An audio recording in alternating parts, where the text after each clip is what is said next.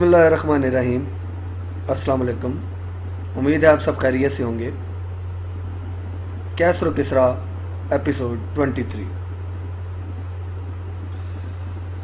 بابلون کی طرح اسکندریہ میں بھی رومیوں کے جھنڈے سرنگو ہو چکے تھے، اور خسرو پرویز کا دوسرا لشکر جسے ایشیائی کوچک کی تسخیر کی مہم سونپی گئی تھی، راستے کی بستیوں اور شہروں کو تباہ و ویران کرنے کے بعد انگورا اور خلقدون تک پہنچ چکا تھا۔ مجوسیت کے علمبرداروں کے لیے ہر دن فتح کا دن تھا، اور رومی ہر لمحہ نئے علائم و مصائب کا سامنا کر رہے تھے۔ پے در پے شکستوں کے بعد جہاں رومی سپاہیوں کے حوصلے پست ہو چکے تھے، وہاں ان مقدس رابوں کی زبان بھی گنگ ہو چکی تھی، جو ہر شکست کے بعد کلیسا کے جانشینوں کو ایک عظیم فتح کی بشارت دیا کرتے تھے۔ اناتولیہ کے وسیع میدانوں کو روندنے کے بعد ایک دن پرویز آبنائے باسفورس کے کنارے اپنے عالی شان خیمے سے بحر سین اور دوسرے جرنیلوں کے درمیان کھڑا تھا۔ اس کے دائیں بائیں اور پیچھے حد نگاہ تک ایرانی لشکر کے خیمے نصب تھے، اور سامنے دوسرے کنارے پر قسطنطنیہ کا عظیم شہر دکھائی دیتا تھا۔ ایران کے مغرور اور بے رحم نگاہیں کیسر کے آخری آثار کی طرف مرکوز تھیں، اور اس کی خود اعتمادی کا یہ عالم تھا کہ اگر وہ تنہا باسفورس کے پاس پانی کی طرف کی سطح پر دوڑتا ہوا قسطنطنیہ کے قلعے پر حملہ کر دیتا تو بھی اس کے ساتھیوں کو تعجب نہ ہوتا۔ مسلسل کامیابیوں کے باعث ابنائے آدم کے حصے کا سارا غرور اس کے وجود میں جمع ہو چکا تھا۔ اچانک اس نے مڑ کر اپنے ساتھیوں کی طرف دیکھا اور کہا، اگر گہرے پانی کی یہ کھائی ہمارے راستے میں حائل نہ ہوتی تو آج ہم کیسر کے محل میں آرام کرتے۔ اب ہم واپس جا کر قسطنطنیہ کی فتح کا انتظار کریں گے، اور یہ بات یاد رکھو کہ ہمیں زیادہ عرصہ انتظار کرنے کی عادت نہیں۔ جہاں درخت موجود ہیں وہاں کشتیاں تیار کرنے میں دیر نہیں ہونی چاہیے۔ دشمن کو سنبھلنے کا موقع دینا نہیں چاہتے۔ سین تم قسطنطنیہ دیکھ چکے ہو، اور ہم کیسر کے محل کی طرف بھیجے جانے والے لشکر کی رہنمائی تمہارے سپرد کرتے ہیں۔ ہم تمہاری طرف سے اس کے سوا کوئی اور خبر سننا پسند نہیں کریں گے کہ قسطنطنیہ فتح ہو چکا ہے اور تم حرکت کو پایا زنجیر لا رہے ہو۔ سین نے کہا، علی جا، آپ کے اس ناچیز غلام سے کوئی کوتاہی نہیں ہوگی، لیکن کیا؟ پرویز نے برہم ہو کر پوچھا۔ علی جا، میں یہ عرض کرنا چاہتا ہوں کہ قسطنطنیہ کا محل وقوع اور اس کے دفاعی استحکامات ان تمام شہروں سے مختلف ہیں جنہیں ہم نے اب تک فتح کر چکے ہیں۔ ہمیں اس شہر پر حملہ کرنے کے لیے ایک نہایت مضبوط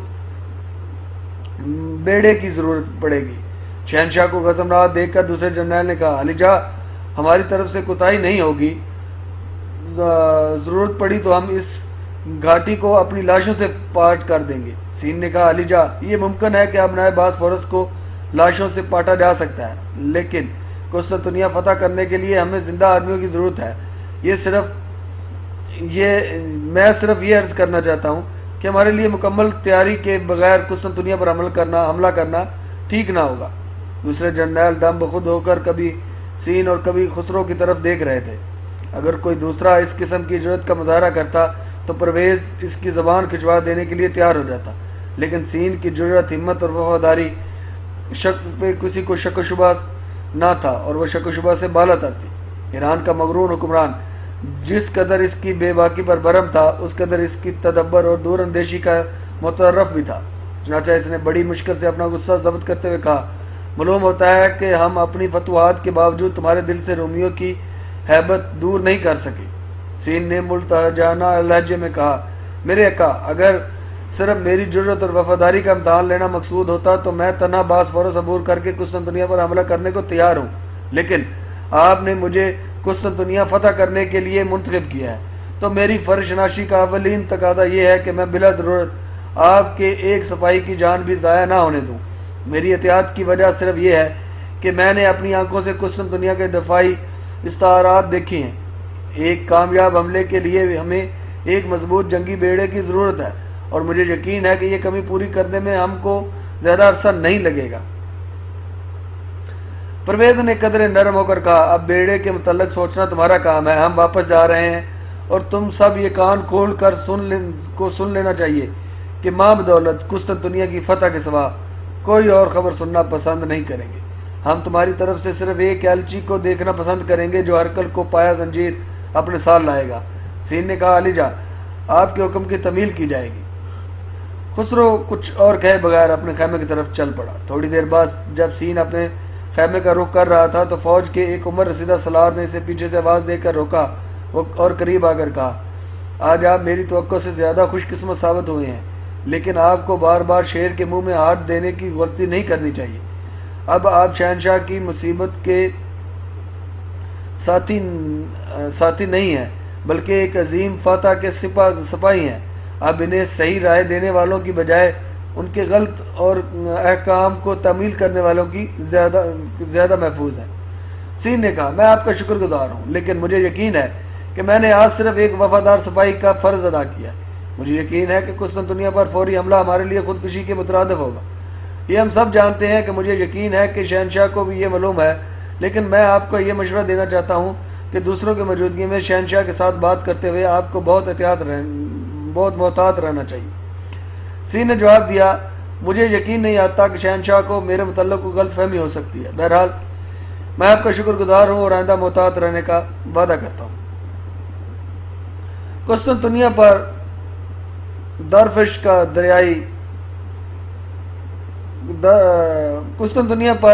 درفش کا بیانی لہرانے کے لیے ایرانی لشکر کی متعدد کوششیں ناکام ہو چکی تھی۔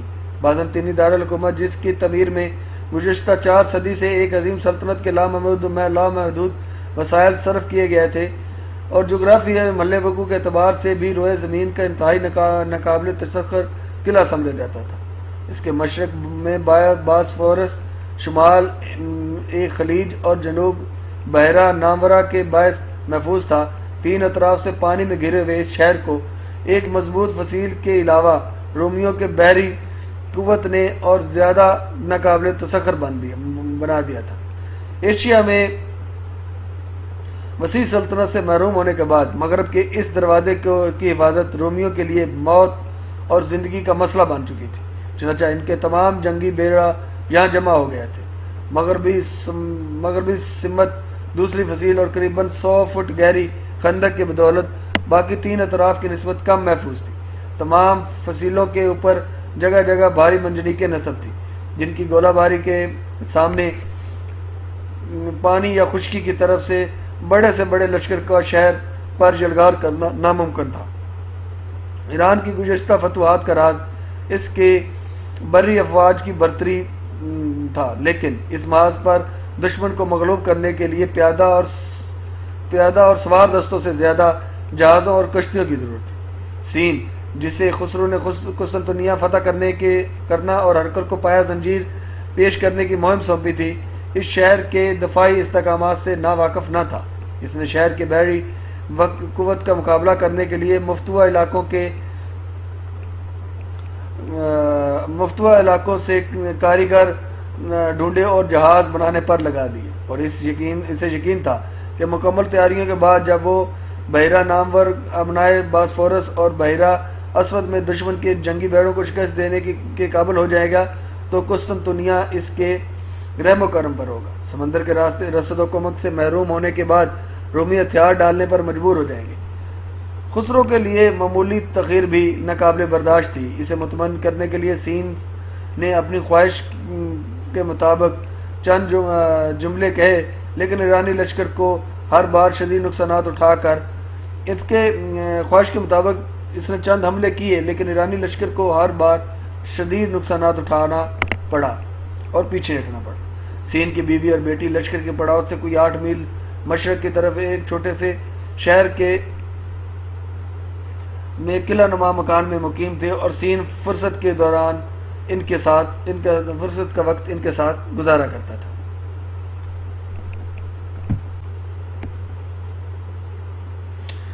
موسم بہار کی ایک صبح فسطینہ اور اس کی ماں ایک کشادہ کمرے کے دریچے کے سامنے بیٹھی تھیں۔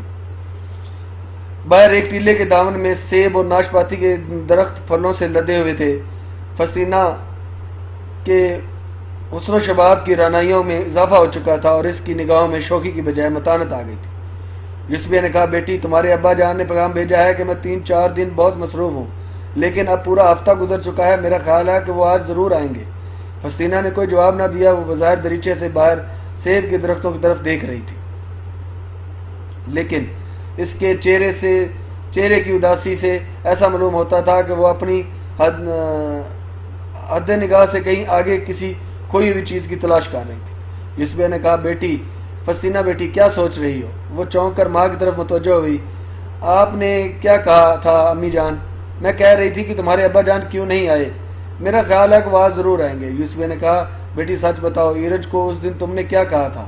اس نے 1 مہینے سے ہمیں صورت نہیں دکھائی۔ فسطینہ نے قدرہ آزردہ ہو کر کہا، امی جان آپ اس کے متعلق کیوں پریشان ہیں؟ اس سے جس وقت موقع ملے گا وہ سیدھا اس طرف بھاگا ہوا آئے گا۔ آخر ہمارا گھر قسطنطنیہ کا قلعہ تو نہیں جس کے دروازے اس کے لیے بند ہیں۔ ماں نے کہا، کاش میں تمہاری نفرت کی وجہ سمجھ سکتی۔ مجھے اس سے نفرت نہیں امی، لیکن اگر وہ ہمارے کسی محسن کا نام لینے پر منہ چڑھاتا ہے تو میں کیا کر سکتی ہوں؟ یوسفیہ مسکرائی، پگلی ہی کہیں گی، تمہیں اس کے سامنے عاصم کا ذکر کرنے کی کیا ضرورت تھی؟ امی میں نے اس سے صرف یہ پوچھا تھا کہ مصر میں پیش قدمی کرنے والے فوجیوں کے متعلق کوئی اطلاع آئی ہے، لیکن وہ آپے سے باہر ہو گیا۔ تمہیں اس سے پوچھنے کی کیا ضرورت تھی؟ تمہارے ابا جان نے یہ بات معلوم کرنے کا وعدہ نہیں کیا تھا؟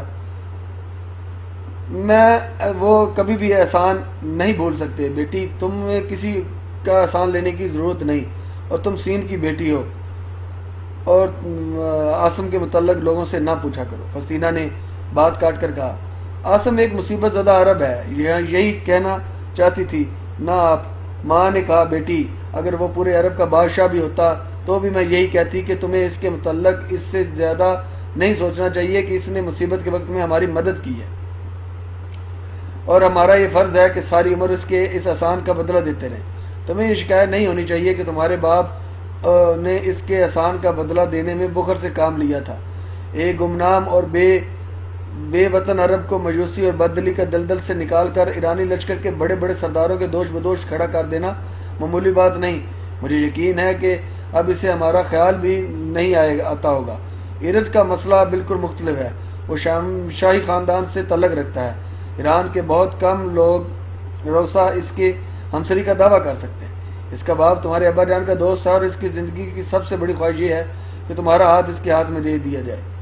اگر میرے بس کی بات ہوتی تو میں تمہارے لیے اپنے کسی ہم مذہب رومی یا یونانی کو منتخب کرتی، لیکن میں تمہارے باپ کی خاطر اپنے عزیز ترین خواہشوں کی قربانی دینا سیکھ چکی ہوں۔ زمانے کے انقلاب نے اسے میری قوم اور میرے مذہب کا دشمن بنا دیا۔ وہ ظالم نہیں تھا، لیکن شہنشاہ کے دربار میں اپنی حیثیت برقرار رکھنے کے لیے وہ بڑی سے بڑی قربانی دینے سے بھی دریغ نہیں کرے گا۔ اور یہ تمہاری خوش قسمتی ہے کہ ایرج ان گنت خوبیوں کا مالک ہے، لیکن اگر اس میں کوئی خوبی نہ ہوتی، اگر وہ باصورت ہوتا تو بھی شاہی خاندان سے ناطہ جوڑنے کے لیے تمہارا باپ تمہاری قربانی دینے کے لیے تیار ہو جاتا۔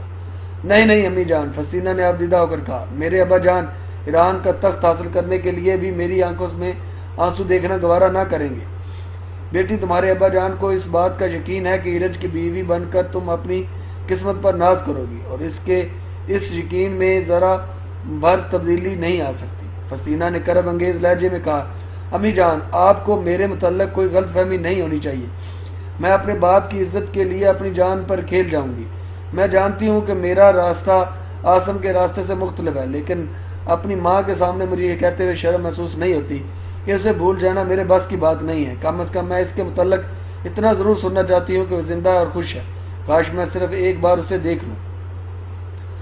فسطینہ کی آواز سسکیوں میں دب کر رہ گئی۔ یوسفیہ نے اسے کھینچ کر اپنے سینے سے چمٹا لیا اور اس کے سنہرے بالوں پر ہاتھ پھیرتے ہوئے کہا، میری بیٹی، میری ننھی بیٹی، عاصم سے ہماری ملاقات ایک اتفاقی حادثہ تھا، اور تمہیں اس حادثے کو اس قدر اہمیت نہیں دینی چاہیے۔ تمہارے ابا جان کہتے ہیں کہ وہ اپنے قبیلے سے کٹ چکا ہے، لیکن اب کئی قبیلوں کے رضاکاروں کا سالار بننے کے بعد اسے زندہ رہنے کے لیے کسی اور سہارے کی ضرورت نہ رہی۔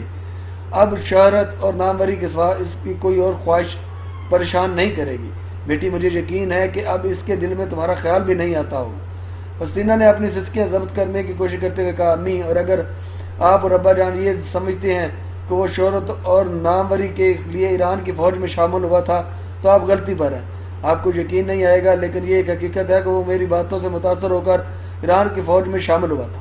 دمشق سے روانہ ہوتے وقت اس کے دل میں اس کے سوا کوئی اور خواہش نہ تھی کہ میں ایک بہادر سپاہی کی حیثیت میں دیکھ کر اس کی فتوحات اور کامرانیوں پر فخر کر سکوں۔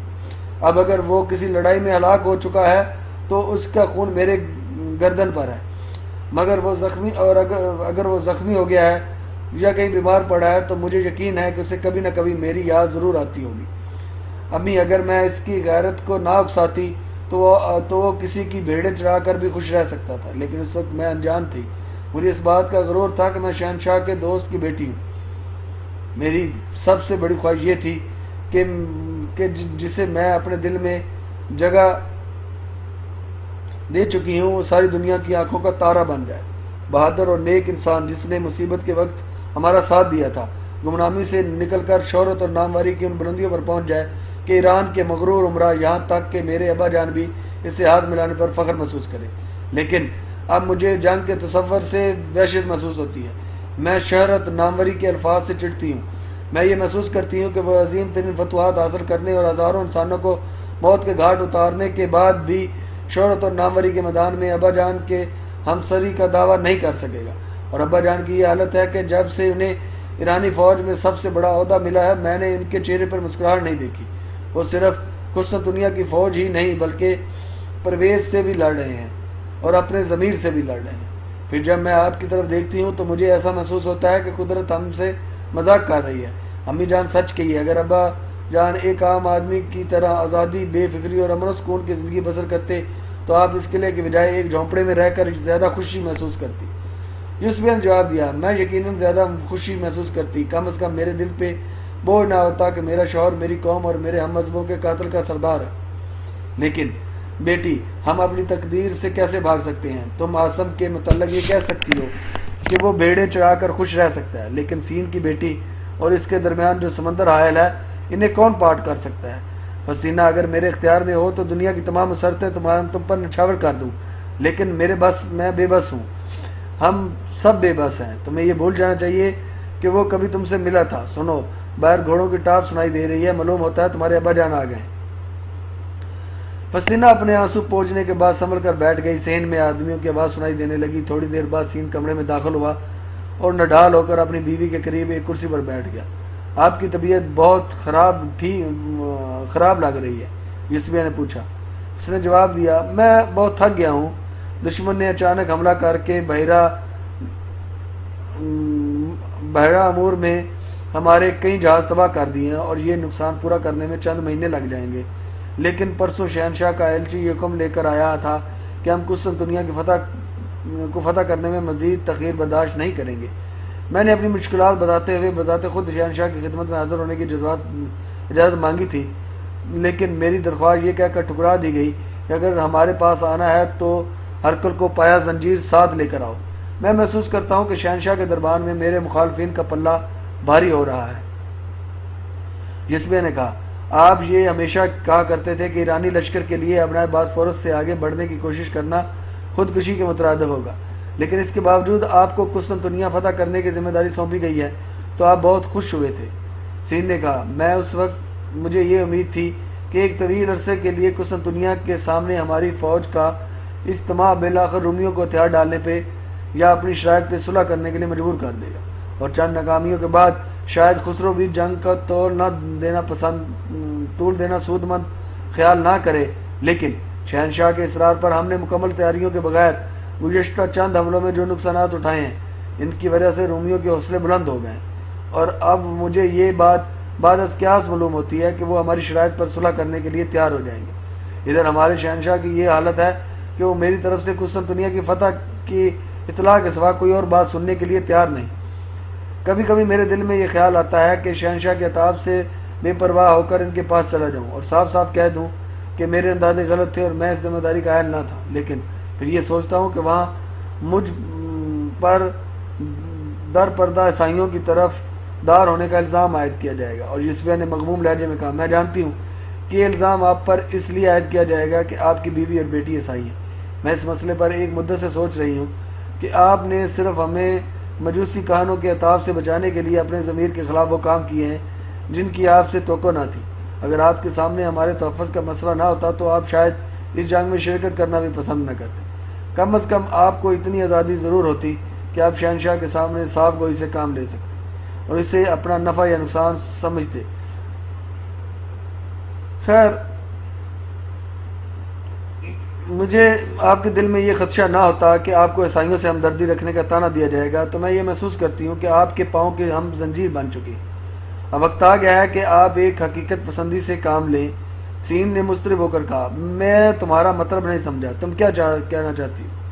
میرا مطلب ہے کہ میں آپ کے پاؤں کی زنجیر بننا نہیں چاہتی۔ آپ کی بہتری اسی میں ہے کہ میں کہیں روپوش ہو جاؤں اور آپ اپنے حریفوں کو مطمئن کرنے کے لیے یہ کہہ سکیں کہ آپ نے ایک عیسائی عورت کو اپنے گھر سے نکال دیا ہے۔ پھر آپ پہ کوئی یہ اعتراض نہیں کرے گا کہ آپ نے عیسائیوں کے ہمدرد ہونے کی وجہ سے قسطنطنیہ فتح نہیں کیا۔ فلسطینہ کی رگوں میں آپ کا خون ہے، اسے مجوسی مذہب اختیار کرنے پر کوئی اعتراض نہ ہوگا۔ سین کی حالت اس وقت اس شخص کی سی تھی جس پر بجلی گری ہو۔ وہ چند ثانیے سکتے کے عالم میں اپنی بیوی کی طرف دیکھتا رہا، پھر مضطرب ہو کر اچانک اٹھا اور کچھ دیر کمرے میں ٹہلنے کے بعد یوسفیہ کے سامنے کھڑا ہو گیا۔ یوسفیہ، میری طرف دیکھو، اس نے بھرائی ہوئی آواز میں کہا۔ یوسفیہ نے آہستہ سے گردن اٹھائی اور اس کی آنکھوں میں آنسو چھلک رہے تھے۔ سین کچھ دیر خاموشی سے اس کی طرف دیکھتا رہا اور بالآخر اس نے کہا، یوسفیہ، تمہارے دل میں یہ خیال کیسے آیا کہ دنیا کی کوئی خواہش یا کوئی خوف مجھے تمہارا ساتھ چھوڑنے پر آمادہ کر سکتا ہے؟ اور تم حکم دو تو میں اس وقت شہنشاہ کو استعفیٰ بھیجنے کے لیے تیار ہوں۔ میں نتائج سے بے پرواہ ہو کر اس بات سے اعتراف کرنے کے لیے تیار ہوں کہ اس ذمہ داری کا اہل نہ تھا۔ خسرو کے اول العظم سالار کے لہجے میں ایک شکست خوردہ انسان کی بے بسی یوسفیہ کو متاثر کرنے کے لیے کافی تھی۔ اس نے کہا، آپ جانتے ہیں کہ میری زندگی اور موت آپ کے ساتھ ہے، میں ایک لمحہ کے لیے بھی آپ سے جدا نہیں رہ سکتی۔ سین نے قدر مطمئن ہو کر دوبارہ کرسی پر بیٹھتے ہوئے کہا، یوسفیہ، تمہیں معلوم ہے کہ میں نے ایران کے عمرا اور مذہبی پیشواؤں کی مخالفت کے باوجود قسطنطنیہ جانے کا خطرہ مول لیا تھا، اور قید کے بعد وہاں سے واپس آتے وقت مجھے یقین تھا کہ شہنشاہ ایران ہرکل کی طرف سے صلح کی درخواست سنتے ہی خوشی سے اچھل پڑے گا، لیکن مجھے معلوم نہ تھا کہ ابتدائی فتوحات نے پرویز کی ذہنیت تبدیل کر دی ہے۔ مجھے اس بات کا اعتراف ہے کہ پرویز کے طرز عمل سے مایوس ہونے کے بعد اس کے خلاف بغاوت کا جھنڈا بلند کرنا میرے بس کی بات نہ تھی۔ میں جانتا تھا کہ جو شخص روم کی عظیم سلطنت کو تباہ کرنے کا عزم لے کر گھر سے نکلا ہے، اس کے لیے اپنے ایک ساتھی کو موت کے گھاٹ اتارنا مشکل نہیں۔ خسرو اور اس کے مصابوں کے تیور دیکھنے کے بعد میرے سامنے اولین مسئلہ یہ تھا کہ میں ایرانی فوج میں اپنا کھویا ہوا مقام دوبارہ حاصل کروں۔ مجھے امید تھی کہ چند سال یا چند مہینے کے بعد جنگ کے نقصانات شہنشاہ کو امن و صلح کی باتیں سننے پر مجبور کر دیں گے، اس لیے اسے لوگوں کو اس کا ساتھ نہیں چھوڑنا چاہیے جو وقت آنے پر اسے خون آلود تلواروں کے نیام میں کرنے کا مشورہ دے سکتے ہیں۔ مگر مجھے یہ امید نہ تھی کہ میں شہنشاہ کا اعتماد حاصل کر کے کسی نہ کسی دن اس سے اپنی بات منوا سکوں گا، تو میری بیوی اور بیٹی کی حفاظت کا مسئلہ ایسا نہ تھا کہ میں اسے نظر انداز کر سکتا ہوں۔ میں جانتا تھا کہ اگر میری ہوا اکھڑ گئی تو تمہیں ذلت اور رسوائی کے بھیانک گڑھے میں دھکیلنے کے لیے کسی مجوسی کہان کا یہ کہنا ہی کافی ہوگا کہ تم عیسائی ہو۔ تمہاری طرح شہنشاہ کے محبوب ترین ملکہ بھی عیسائی ہے، لیکن کوئی اس کی طرف آنکھ اٹھانے کے دیکھنے کی جرات نہیں کر سکتا۔ میری بھی یہ خواہش تھی کہ میں اگر کوئی مجھ سے مجوسی میری بیوی کی طرف انگلی اٹھانا چاہے تو اس کے دل پہ خوف سوار ہو کے اس کا ہاتھ بازو سے الگ کر دیا جائے۔ کمزوری اور بے بسی کے احساس کے تحت زندہ رہنا میرے نزدیک موت سے بدتر ہے۔ انسان کی ساری خواہشیں پوری نہیں ہوتی۔ مجھے اس بات کا اعتراف ہے کہ میری بیشتر امیدیں خاک میں مل چکی ہیں۔ خسرو پرویز، جسے کبھی میں اپنا بہترین دوست سمجھتا تھا اور اب مجھ سے بہت دور جا چکا ہے، میرا خلوص، میری وفاداری، میری عظیم ترین خدمات اس کی نگاہوں میں کوئی وقت نہیں رکھتی۔ قدرت نے اسے انسانوں سے نکال کر ان بے رحم دیوتاؤں کے سب میں کھڑا کر دیا ہے جو صرف حکم دینا جانتے ہیں۔ مجھے اگر کوئی اطمینان ہے تو یہ ہے کہ میں نے حتی المحدود آگ اور خون کے اس سیر روا کی شدت کو کم کرنے کی کوشش کی ہے۔ میں نے مفتوحہ علاقوں کے ان گنت عیسائیوں کو بلا وجہ قتل ہونے سے بچایا ہے، اور اگر اس محاذ پر میری جگہ کوئی اور ہوتا تو ایشیا کچک کے ہر شہر اور ہر بستی کی حالت انطاکیہ اور دمشق سے بھی زیادہ عبرتناک ہوتی۔ یوسفیہ اس کے سوا اور کچھ نہیں چاہتا کہ یہ جنگ جلد ختم ہو جائے، اور جنگ ختم کرنے کے آسان ترین صورت یہی ہے کہ یا تو ہم قسطنطنیہ کو فتح کر لیں، یا خسرو یہ محسوس کرے کہ یہ شہر ناقابل تسخیر ہے اور اس کی بھلائی اسی میں ہے کہ وہ اپنے سابقہ فتوحات پر مطمئن ہو کر بیٹھ جائے۔ موجودہ حالات میں مجھے یہ توقع نہیں کہ ہم آئندہ 2-4 برس تک ہی قسطنطنیہ فتح کر سکیں گے، لیکن میں اس امید پر خسرو کے احکام کی تعمیل کرتا رہوں گا کہ کسی نہ کسی دن انسانی خون کے لیے اس کی پیاس بجھ جائے گی۔ مجھے توقع ہے کہ جب تک ایسا وقت نہیں آتا، میری شریکہ حیات محبت اور حوصلے سے کام لے گی اور ہمت سے کام لے گی۔ یوسفیہ نے کہا، مجھے آپ کی پریشانیوں کا احساس ہے، میں وعدہ کرتی ہوں کہ آئندہ اس مسئلے پر آپ سے زیادہ بحث نہیں کروں گی۔ نہیں یوسفیہ، یوں نہ کہو، آخر تمہارے سوا کون ہے جس سے باتیں کر کے میں اپنے دل کا بوجھ ہلکا کر سکوں؟ میری یہ حالت ہے کہ میں اپنی فوج کے باس فورس میں کودنے کا حکم دے سکتا ہوں، لیکن انہیں یہ بتانے کی جرات نہیں کر سکتا کہ میرا حکم ماننے سے تم ڈوب جاؤ گے۔ کاش میرے افسروں میں چند آدمی ایسے ہوتے جن سے میں کھل کر باتیں کر سکتا۔ ان دنوں میں بڑی شدت سے میں یہ محسوس کر رہا ہوں کہ عاصم کو میرے پاس ہونا چاہیے تھا۔ یوسفیہ نے جواب دیا، کل مجھے اطلاع ملی تھی کہ مصر سے ہماری فوج کے چند دستے عنقریب یہاں پہنچنے والے ہیں۔ اگر ان کے ساتھ نہ آیا تو وہ مصر کے سپہ سالار کے بعد ایلچی بھیج دوں گا۔ عاصم کا ذکر سن کر فسینہ کے دل میں خوشگوار دھڑکنیں پیدا ہونے لگی۔ یوسفیہ نے پوچھا، ایرج کا کیا حال ہے؟ سین نے جواب دیا، ایرج سے میں بہت زیادہ خوش نہیں ہوں۔ اپنے خاندانی اثر رسوخ کے طفیل قبل از وقت ترقی کر کے وہ حد درجہ مغرور ہو گیا ہے۔ فوج کا کوئی افسر اس سے خوش نہیں ہے۔ چند دن ہوئے ہیں اس نے ایک عمر رسیدہ افسر کے منہ پر تھپڑ رسد کر دیا تھا۔ میں نے اسے باز پر اس کے لیے بلایا تو وہ شراب کے نشے میں چور تھا، مگر اس کے باپ کا لحاظ نہ ہوتا تو میں اسے بدترین سزا دیتا۔ اب میں نے یہ فیصلہ کیا ہے کہ میں اسے کچھ اور عرصے کے لیے رخصت پر بھیج دیتا ہوں۔ پچھلے دنوں اس کے باپ نے بھی پیغام بھیجا تھا کہ میں اپنے بیٹے کے لیے کسی صوبے کی گورنری حاصل کرنے کی کوشش کر رہا ہوں۔ یوسفیہ نے کہا، لیکن اس عمر میں اتنے بڑے ذمہ داری کیسے دی جا سکتی ہے؟ وہ ایک ایسے خوش نصیب خاندان سے تعلق رکھتا ہے جس کے افراد کو کوئی عہدہ دیتے وقت یہ نہیں پوچھا جاتا کہ تمہاری عمر کیا ہے، اور اب وہ چھوٹا بھی نہیں ہے، اس کی عمر 24 سال سے زیادہ ہو چکی ہے۔ اس کے باپ نے ایک بار پھر اس کی شادی کے متعلق لکھا ہے۔ اب میں اسے ٹالنے کے لیے یہ بہانہ کر سکتا ہوں کہ فسینہ کی عمر ابھی چھوٹی ہے۔ فسینہ پہلی مرتبہ اپنے باپ کے منہ سے اپنی شادی کے متعلق سن رہی تھی، اور اس نے اضطراب اور بے بسی کی حالت میں ادھر ادھر دیکھا اور فوراً اٹھ کر چلی گئی۔ یوسفیہ نے پوچھا، آپ نے اسے کیا جواب دیا ہے؟ کوئی جواب دینے سے پہلے میں تم سے مشورہ کرنا چاہتا تھا، لیکن فسینہ چلی کیوں گئی؟ کیا وہ ایرج کو پسند نہیں کرتی؟ یوسفیہ نے جواب دیا، میں ابھی آپ کے آنے سے پہلے اسے یہی سمجھا رہی تھی کہ ایرج سے شادی کے مسئلے میں تمہارے والد تمہاری پسند یا ناپسند کوئی اہمیت نہیں دیں گے۔ سین کچھ دیر پریشانی کی حالت میں یوسفیہ کی طرف دیکھتا رہا۔ بالآخر اس نے کہا، تمہیں میری بیٹی سے ایسی باتیں نہیں کرنی چاہیے۔ میں بذات خود ایرج سے مطمئن نہیں ہوں۔ میں کئی سال سے اس کا مطالعہ کر رہا ہوں اور مجھے اس کی سب سے بڑی خوبی یہی نظر آئی ہے کہ وہ ایک عظیم ایسے خاندان سے تعلق رکھتا ہے جس سے ناطہ جوڑ دینے پر ہر ایرانی فخر کر سکتا ہے۔ شکل و صورت کے اعتبار سے وہ ایران کے چند خوش وضع نوجوانوں میں سے ایک ہے۔ مجھے یقین ہے کہ جب فسطینہ سنجیدگی سے اپنے مستقبل کے متعلق سوچنا شروع کرے گی تو ایرج میں کئی خوبیاں نظر آئیں گی۔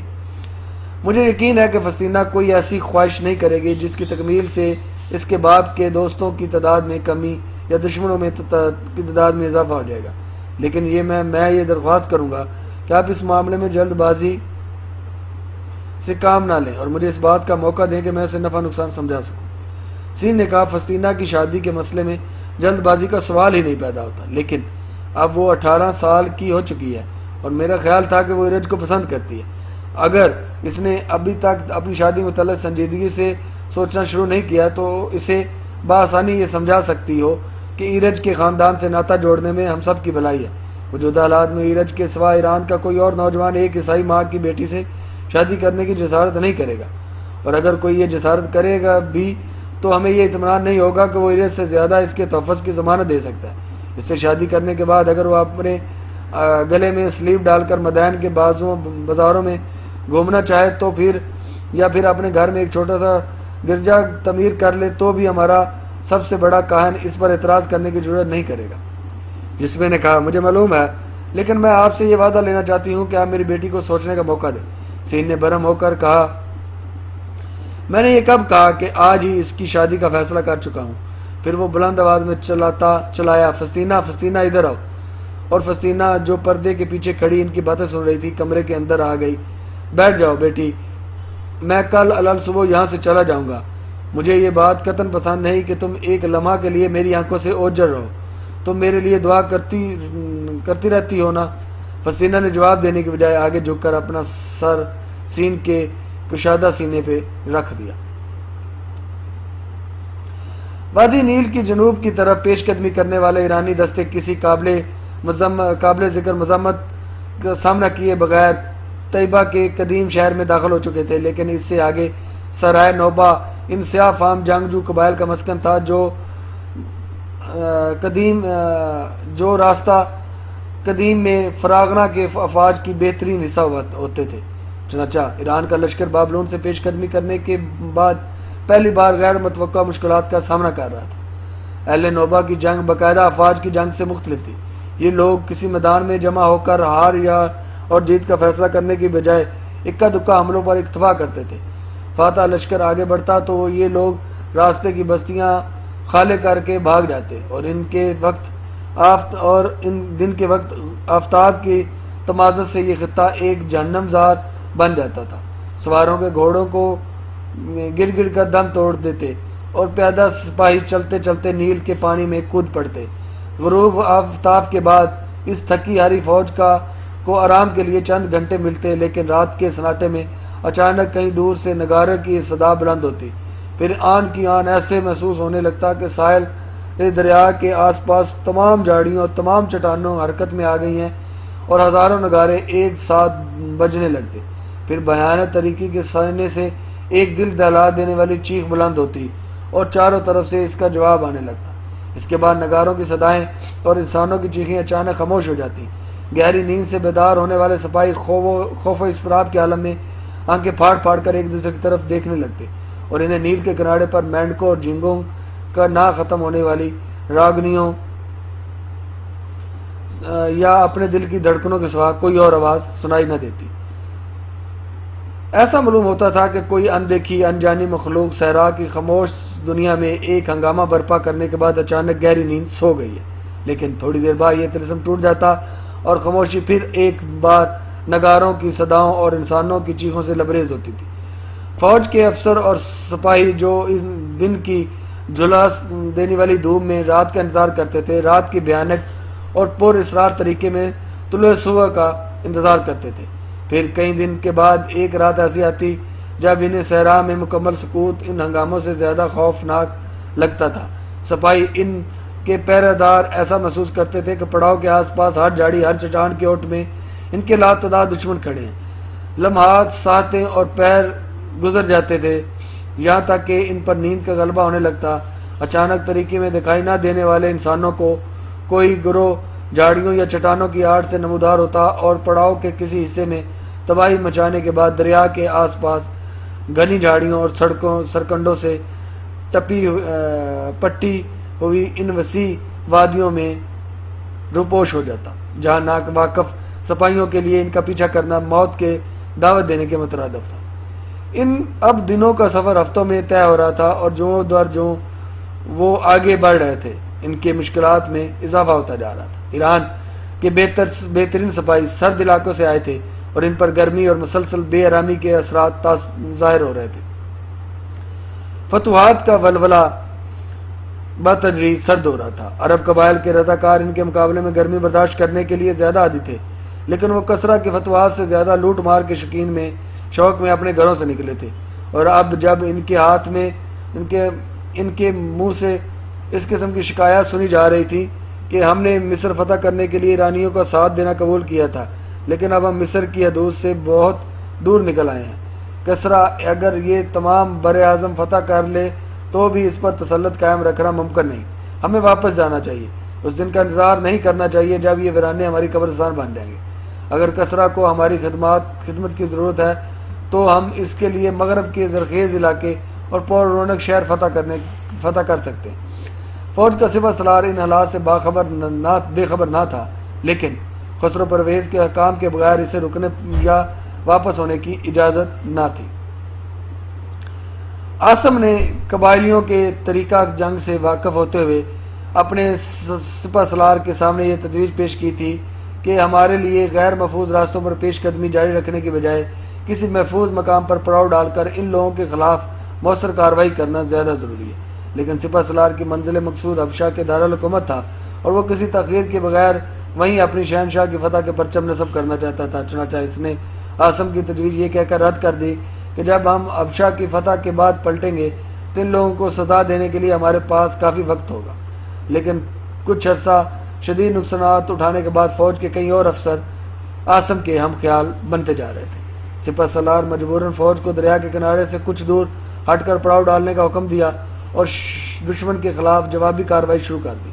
رات کے وقت دشمن کو دور رکھنے کے لیے تیر انداز پڑاؤ کے گرد مورچوں میں بیٹھ جاتے اور صبح ہوتے ہی سواروں کے دستے دشمن کی کمین گاہوں کی تلاش میں مختلف سمتوں کی طرف روانہ ہو جاتے۔ پہلے دن اس کارروائی کا نتیجہ زیادہ حوصلہ افزا نہ تھا۔ ایرانی سوار دریا کے کناروں سے جھاڑیوں اور سرکنڈوں سے ڈھکی ہوئی وادیوں میں گھس جاتے تھے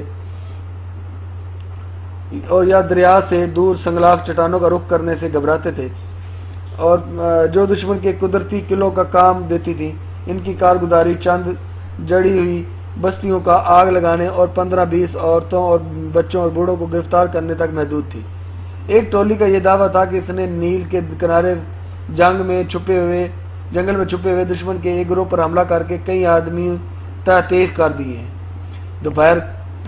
دوپہر سے قبل ان اربوں سواروں کے سوا جو عوام کی قیادت میں روانہ ہوئے تھے، باقی تمام دستے واپس آ چکے تھے اور فوج پریشانی اور اضطراب کی حالت میں ان کا انتظار کر رہی تھی۔ شام کے قریب سپہ سالار خیمے کے باہر اپنے افسروں کے درمیان کھڑا تھا اور جو سائے لمبے ہوتے جا رہے تھے اس کا اضطراب بڑھ رہا تھا۔